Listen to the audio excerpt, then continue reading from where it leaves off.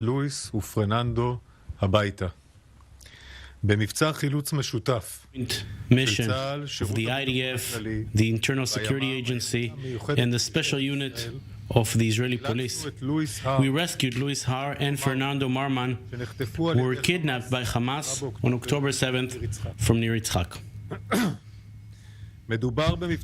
It was a very complicated mission under fire in the heart of Rafiah, based on sensitive intelligence and quality intelligence of the Internal Security Agency and the Army Intelligence Directorate. The Internal Security Agency, the police, the special unit of the police, the Southern Command of the IDF, all of them, and many more, in a precise and professional unit. It was joined by joint attacks by the Air Force and the Southern Command. This is a mission that we prepared for a long time. We made the necessary preparations, and we waited for the right conditions to make it happen. Early in the morning at 1:49, the special forces entered to the building in the heart of Rafiah. In the second floor, Luis and Fernando were held by armed terrorists of the Hamas who were in the building and terrorists in nearby buildings. As soon as we entered the home by fire, our soldiers, our warriors, hugged and protected with their bodies on Luis and Fernando, and firefights began in various locations with lots of terrorists. As soon as 1:50, a precise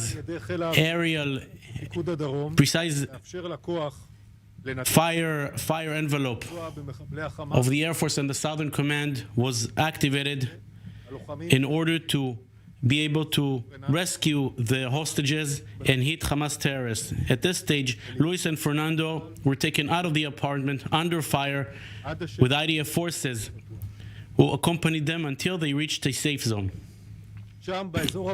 At the safe zone, they went through a medical examination and then taken by hospital at the medical center, at the Sheba Medical Center, where they met their families with great joy and excitement.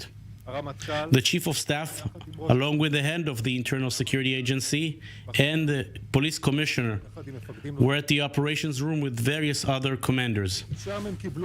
This is where they took the decisions and watched and commanded the action. The Prime Minister and the Minister of Defense were also there during the night and accompanied the mission. It was a very tense night and a very exciting night. Such an operation can only happen due to the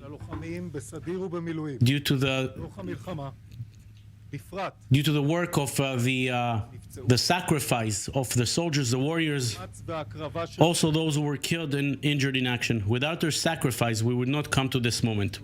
Along with the excitement, even this morning, after this successful operation, we do not remember for 1 minute that in Gaza there are still 134 hostages, men and women.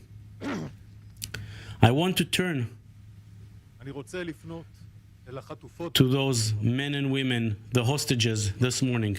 If you hear me now, you should know that we're very determined to bring you back home, and we will not miss any opportunity to bring you back home. Yesterday, I visited the Yaakov family from near Oz, that their father Yair is still a hostage.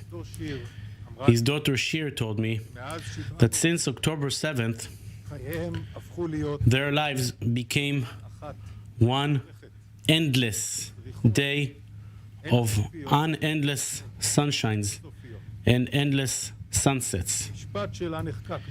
That sentence remained in me. For 134 families, the sun did not come up yet, but this morning, for 2 families, the sun is up for a new day.